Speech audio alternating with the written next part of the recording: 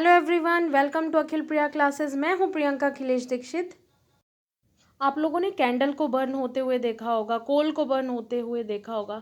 क्या आपने कभी ये नोटिस किया है कि बहुत सारे ऐसे कंबस्टिबल सब्सटेंसेस हैं जो बर्न होते हैं, तो ये ज़रूरी नहीं होता कि फ्लेम प्रोड्यूस हो। बर्न होने पर उनके साथ क्या होता है, ग्लो प्रोड्यूस होता है। तो आज हम बात करेंगे कुछ ऐसे ही सब्सटेंसेस की कि किनमें फ्लेम प्रोड्यूस होता है, क्यों प्रोड्यूस होता है, क्या रीज़न है, क्या कॉजेज़ हैं और क्या स्ट्रक्चर होता है। तो चलिए स्टार्ट करते हैं हमारी आज की वीडियो।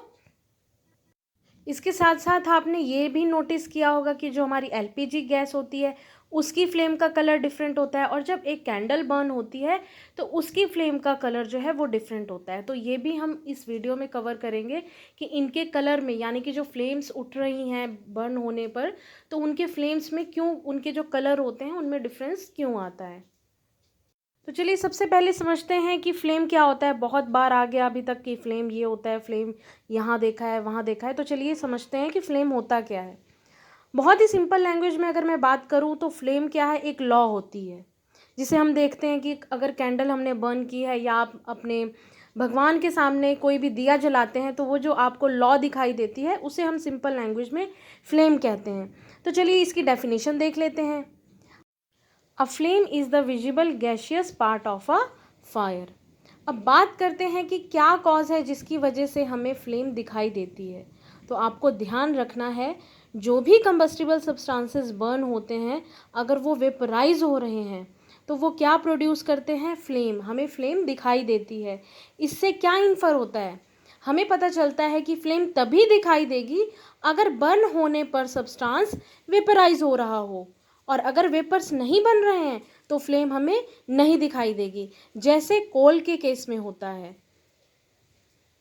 फ्लेम सॉलिड या लिक्विड नहीं है, फ्लेम एक गैशियस स्ट्रक्चर है जो कि बर्न होने पर हमें दिखती है। अब हम पढ़ेंगे कि स्ट्रक्चर क्या होता है फ्लेम का, यानी कि structure of a flame. Structure of a flame में हम पढ़ेंगे 3 zone, outer zone, middle zone and inner zone. सबसे पहले हम पढ़ने जा रहे हैं आउटर जोन के बारे में। ब्लू इन कलर होता है जो कि हमें दिखाई नहीं देता है, इसलिए इसे हम नॉन ल्यूमिनस जोन भी कहते हैं। आउटर जोन में कंप्लीट कंबशन होती है, इसकी वजह से लार्ज अमाउंट में हीट प्रोड्यूस होती है, और इसी वजह से आउटर जोन को हम सबसे हॉटेस्ट जोन भी कहते हैं। अगर हम आउटर अपनी फिंगर को लेके जाएंगे, अगर कोई कैंडल बर्न हो रही है तो हमारी फिंगर को क्या होगा, बर्निंग सेंसेशन फील होगी, और हम तुरंत अपना हैंड जो है उसे हटा लेंगे। चलिए अब बात करते हैं मिडल जोन की। मिडल जोन में फ्लेम का जो कलर है वो येलो दिखाई देगा आपको, और ये फ्लेम हमें दिखाई भी देती है। इस वजह से इसे ल्यूमिनस जोन भी कहा जाता है। लेकिन इसमें जो कंबशन होती है वो पार्शियली होती है, इसलिए इसे पार्शियल कंबशन जोन भी बोला जाता है। इट मीन्स कि इसमें इतनी हीटिंग सेंसेशन नहीं फील होगी, इसलिए मिडल जोन मॉडरेट हॉट होता है। तो अब बात करते हैं हमारे इनर जोन की। इस जोन का कलर जो होता है वो हमें ब्लैकिश नज़र आता है हमारी विक के आसपास। ये जोन भी हमें दिखाई देता है, इसलिए इस जोन को भी हम ल्यूमिनस कह सकते हैं। बट इस जोन में कंबशन बिल्कुल भी नहीं होती, जिसकी वजह से इसे हम इनकम्प्लीट कंबशन जोन भी कहते हैं। इसमें कुछ कार्बन पार्टिकल्स अनबर्न्ड रह जाते हैं, जिस वजह से इसे हम सबसे कम हॉट जोन भी कहते हैं, इसलिए ये सबसे लीस्ट हॉट जोन होता है।